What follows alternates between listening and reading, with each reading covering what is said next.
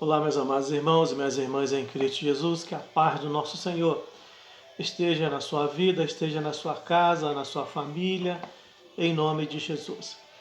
Que Deus te abençoe mais nesse dia, que o Espírito Santo possa te fortalecer, te dar graça, mais essa mensagem que nosso Deus colocou em nossos corações para estar compartilhando com os amados irmãos. A você, meus amados irmãos, as minhas irmãs que têm nos acompanhado em nossas mensagens, mas que ainda não se inscreveu no nosso canal.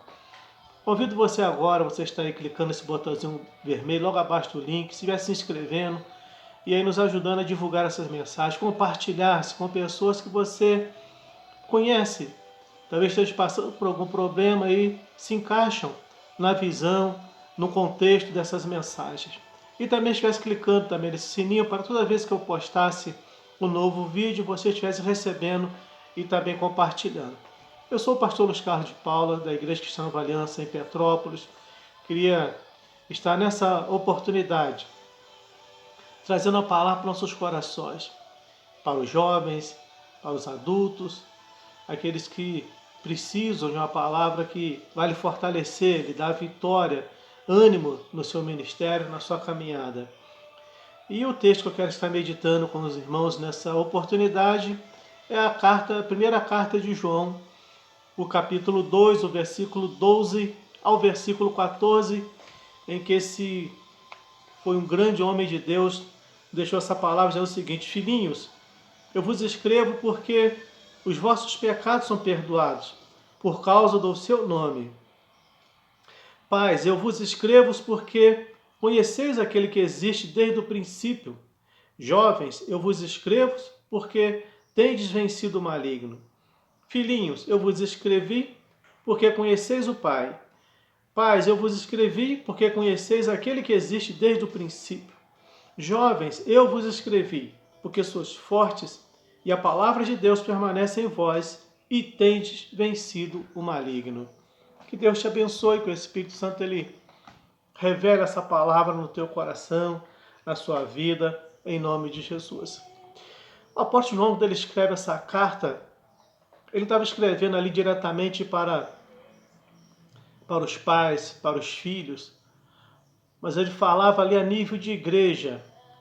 Porque nós sabemos que o apóstolo João, que ele foi aquele homem que foi arrebatado, que eu creio que o inimigo, ou Roma, eles acharam que esse era o único, o último, e ele era o último dos apóstolos. E eles pegam esse homem e lançam ele na ilha de Patmos. Lança esse homem num caldeirão de óleo fervente. Por um milagre, esse homem sai vivo, sai ileso. E na ilha de Patmos ele tem aquele arrebatamento em que ele escreve aquelas cartas às 7 igrejas da Ásia e nos deixou esse livro que até hoje ainda tem sido ainda revelado, que é chamado o Livro das Revelações, que é o livro de Apocalipse. Então esse homem, depois de passar por tudo isso, ele volta para pastorear a igreja de Éfeso. E a função desse homem era simplesmente essa: filhinhos, amais uns aos outros. Filhinhos, não pequeis, se pecais, tem um advogado nos céus. Esse homem ele volta transbordando do amor de Deus. E ele volta cheio de experiência, volta com palavras. Um homem que no passado era um profeta do trovão, um homem que não era transformado, não era convertido, mas quando se converte e tem esse encontro com Cristo, ele volta transformado, falando com palavras de amor.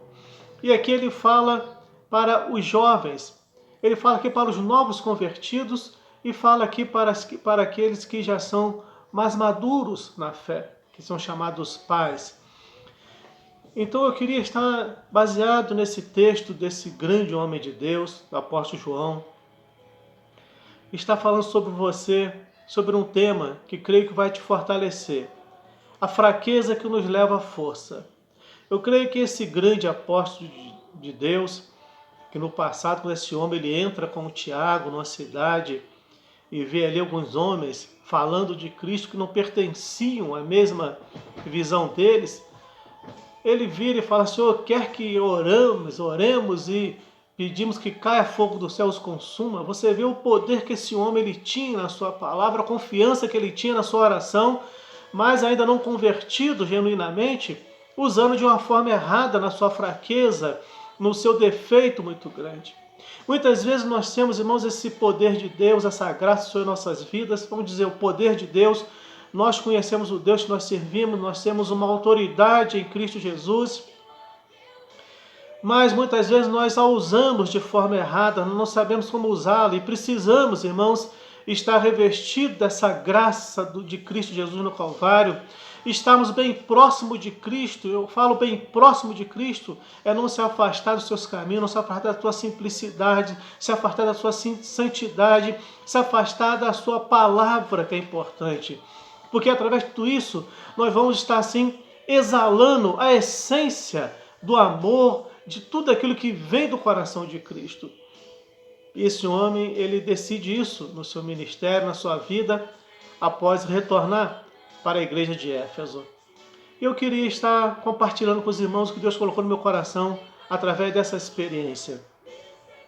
E queria estar falando nesse tema que eu já disse, a fraqueza que nos leva à força. Irmãos, eu tenho certeza que você já ouviu várias vezes, eu principalmente, em toda a minha vida, eu já vi, também já usei essa frase com muitas pessoas, e a gente fala isso, muitas pessoas elas ficam te olhando como se estivessem entendendo essa palavra que diz, todos nós temos uma missão, e para cada um Deus tem um plano e propósito preparado. Quantas vezes você já ouviu pessoas falarem assim, e você já falou para a pessoa, Deus tem um plano contigo. Deus tem um grande propósito na sua vida. Quantas vezes? E as pessoas elas olham para você e não entendem como vai se cumprir esse propósito e que tipo de propósito é esse. E eu queria, baseado nesse assunto, estar trazendo para você uma mensagem para o teu coração. Uma coisa importante. Muitas pessoas acham que pelo fato de Deus ter um plano para a sua vida, de Deus ter uma missão para você, ah não, se Deus tem uma missão, Deus tem um plano, vai se cumprir. Entende bem uma coisa, irmãos? A gente olha para a Bíblia, a gente vê que Deus ele não volta atrás daquilo que Ele prometeu. A gente vê que em Deus não existe sombra, nem variação de dúvida. Nós olhamos para o livro de Números, nós vemos que o nosso Deus ele diz que Ele não é homem para que minta, nem filho do homem para que se arrependa. Então o que Deus falou, Ele vai cumprir o que Ele falou. Mas, irmãos, existe uma coisa muito importante, você precisa entender isso nessa oportunidade, meu querido e minha querida irmã. Só vai se cumprir se eu permitir, se eu deixar Deus trabalhar na minha vida. Então, mas cabe a nós a decisão de obedecer ou não à vontade de Deus. Se eu sou desobediente, Deus pode ter os melhores planos para com a minha vida que não vão se cumprir. Eu não obedeço a Deus. Eu não vivo debaixo do contexto, da direção daquilo que Deus realmente tem me preparado, tem falado para comigo. Então, a primeira coisa, cabe a nós a decisão de obedecer ou não à vontade de Deus. Esse algo que nós falamos sempre e que muitas vezes não acreditam nesse livre-arbítrio. Eu já vi grandes pregadores dizerem que o ser humano ele não tem livre-arbítrio. Se eu tenho livre-arbítrio, eu não obedeço a Deus, eu não sou sujeito a Deus. Deus não nos fez robóticos, irmãos. Deus nos fez seres humanos. E como seres humanos, assim como os anjos também, eles têm o livre-arbítrio. Tanto que quando Lúcifer se levantou contra Deus na glória, lá nos céus, a terça parte dos céus, que são a terça parte dos anjos, eles caíram junto com Lúcifer, decidiram adorar a Lúcifer. E estão ao lado dele até hoje. E nós também, nós temos essa decisão, nós temos um livre-arbítrio. Portanto, hoje existe pessoas que servem a Deus, que servem a outras entidades, que servem a outros tipos vou colocar de deuses, entre aspas. Então, cada um escolhe o Deus que quer servir. Muitas pessoas não acreditam no Deus que nós servimos, nesse Deus invisível, mas que para nós é um Deus muito real. Então, o importante é você entender essa primeira coisa. Cabe a você essa decisão de obedecer a Deus ou não, para que esse plano, essa missão se cumpra, você que decide se você vai obedecer ou não. Todos, sem exceção, devem buscar viver em santidade, irmãos. Sem exceção, todos os cristãos. Eles têm que buscar viver em santidade, buscar uma vida de santidade. Não existe homem melhor para falar isso acerca desse assunto que esse homem chamado Apóstolo João. um dos maiores exemplos de vida que teve com Deus, próximo com Deus, andava com Cristo, debruçava nos ombros de Cristo. Estava ali quando Cristo foi crucificado, quando Cristo expirou na cruz, ele estava ali no pé da cruz, vendo tudo acontecer. Esse é um dos grandes exemplos. E ele tomou por exemplo, ele se converteu e foi um grande exemplo de um homem de santidade, fala de santidade, orienta acerca da santidade. Porém, irmãos, não podemos fechar os olhos para o mal que nos rodeia, principalmente na juventude. Você jovem, você minha jovem, aí nós não podemos fechar os olhos para esse mal que tem rodeado tão de perto. E quando eu falo de mal, não falo de mal somente do mundo que tem rodeado de perto. Mas quantos males estão invadindo as nossas igrejas, nossas denominações, estão invadindo o cristianismo, melhor dizendo. E estão aí tirando os jovens de serem referenciais de Cristo, referenciais de Deus nessa terra. Estão mudando a visão dessa juventude. E isso está invadindo as igrejas. E muitos não têm percebido para isso. Principalmente muitos líderes, quando aceitam jovens de outras denominações, de outras práticas de fé, e não procuram orientá-las acerca dentro da palavra do Senhor, dentro daquilo que a Bíblia nos ensina, que é o nosso manual de regra, prática e fé, é a Bíblia. E não procuram ser ensinados dessa forma, não procuram ensinar essa juventude dessa forma. Então a primeira coisa, nós não podemos fechar os olhos para esse mal que rodeia tão de perto, principalmente a juventude. Creio que seja por isso que o rei Salomão ele escreveu algo muito importante. Lembra-te do teu Criador nos dias da tua mocidade, antes que venham os maus dias e cheguem os anos dos quais venha dizer, não tenho nele contentamento. Se teve um grande homem na Bíblia que teve tudo para usar essa expressão, que poderia ter mudado uma história no seu tempo, na sua juventude, na sua adolescência, não talvez tanto na adolescência, mas na sua juventude, na sua mocidade, já como pessoa madura, era Salomão. Ele tinha tudo para fazer uma nova história. Mas um homem que ele entrou apenas na história, como um dos homens mais inteligentes e mais sábios e mais ricos de toda a época da era até hoje. Não surgiu homem feito como Salomão.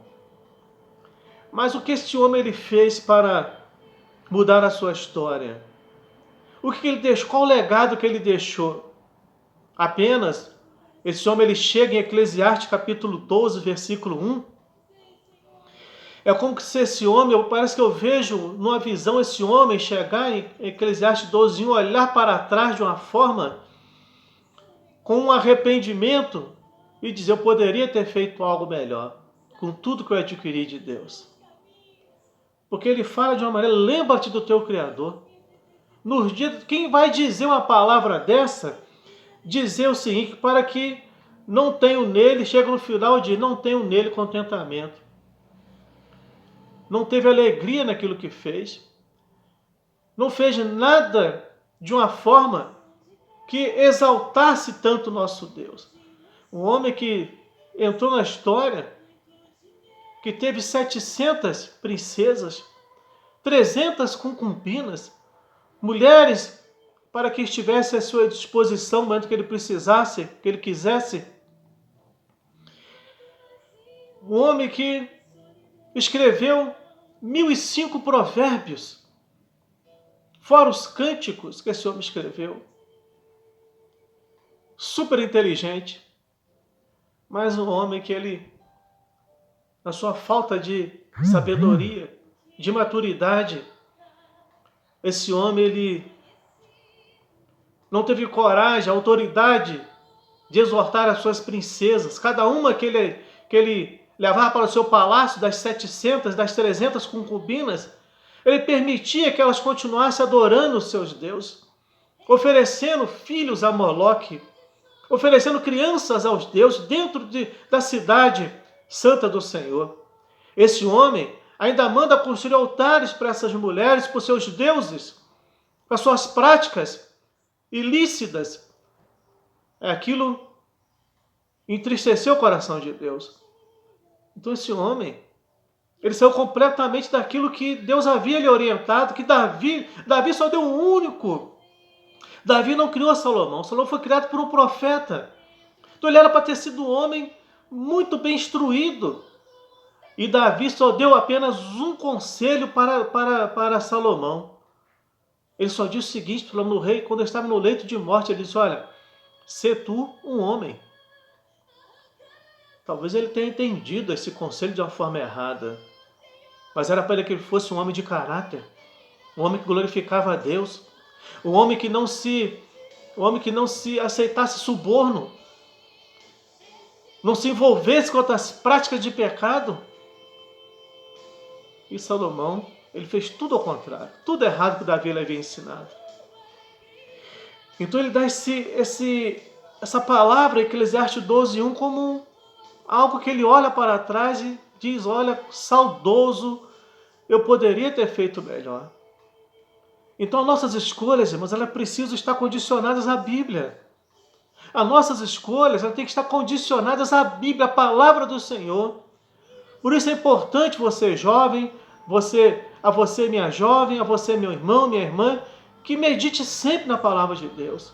Vê se as suas escolhas, elas estão aí condicionadas àquilo que condiz com a palavra do nosso Deus, com a verdade de Cristo Jesus, que vai glorificar a Deus, mas que também vai te abençoar no futuro. Para que você não chegue com Salomão e olhe para trás e se arrependa do que você fez e não trouxe proveito nenhum para a sua vida espiritual, para uma soma de valores espirituais para Cristo. Por isso que temos a oportunidade de ser uma geração que proclama o Evangelho com toda a ousadia do Espírito Santo, irmãos. Nós temos essa oportunidade de ser uma geração que proclama o Evangelho com toda a ousadia. Você, meu jovem, você, minha jovem, está tendo essa oportunidade de ser essa geração que proclama esse Evangelho com toda a ousadia. Por isso que o sábio, inteligentíssimo apóstolo Paulo, na primeira carta ao Coríntios, capítulo 6, versículo 12, esse homem ele diz o seguinte, ele diz, olha, todas as coisas me são lícitas, mas nem todas me convêm. Todas as coisas me são lícitas, mas eu não me deixarei dominar por nenhuma delas. Todas as coisas me são lícitas, irmãos. É o que Paulo diz. Mas nem todas me convêm. Todas as coisas me são lícitas. Aí ele diz que não vai se deixar dominar por nenhuma dessas coisas. E o que mais nós temos visto hoje são pessoas deixando serem dominadas por essas coisas ilícitas, que aos olhos talvez carnais estão fazendo sucesso, estão mexendo com a emoção de pessoas, está enaltecendo o seu ego, está lhe trazendo um bem, talvez, emocional muito bom. Mas será que esse é o caminho que Deus escolheu?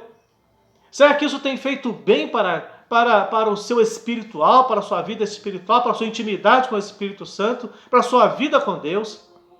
O mais importante é isso. Nem tudo me convém.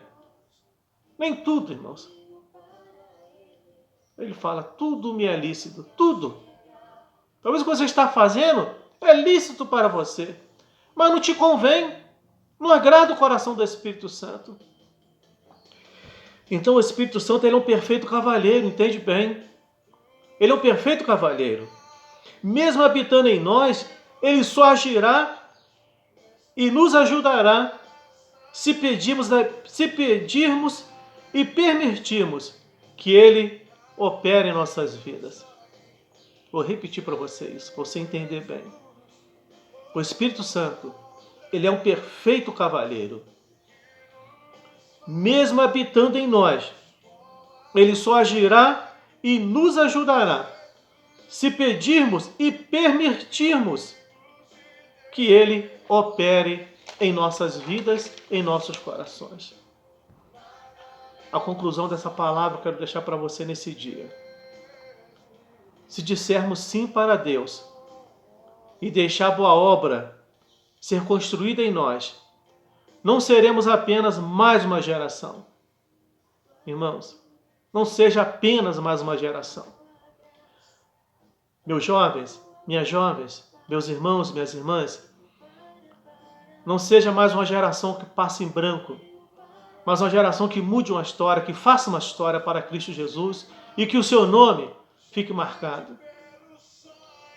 Seremos jovens, homens, mulheres, cheios do amor de Deus, cheios da graça do Senhor, cheios da unção do Espírito de Deus e com certeza impactaremos vidas. Se você for uma pessoa, não vai ser apenas mais uma geração, mas você vai ser uma pessoa, um homem, um jovem, uma mulher, que vai ser cheio da graça, cheio do poder, cheio da unção, cheio do Espírito Santo de Deus. E com certeza, você vai impactar essa geração. Que Deus te abençoe. Que o Espírito Santo ele te dê graça, meu amado irmão, minha amada irmã. A você, meu jovem, a você, minha jovem. Que Deus te fortaleça. Que Deus te dê a virtude, a presença dele no seu dia a dia. E que ele não deixe faltar o azeite na sua lamparina, o óleo sobre a sua cabeça, mas que ele esteja presente em cada passo que você der, em direção a ele, em direção àquilo que vai glorificar o nome dele. Deus te abençoe, Deus te guarde e te proteja, em nome de Jesus.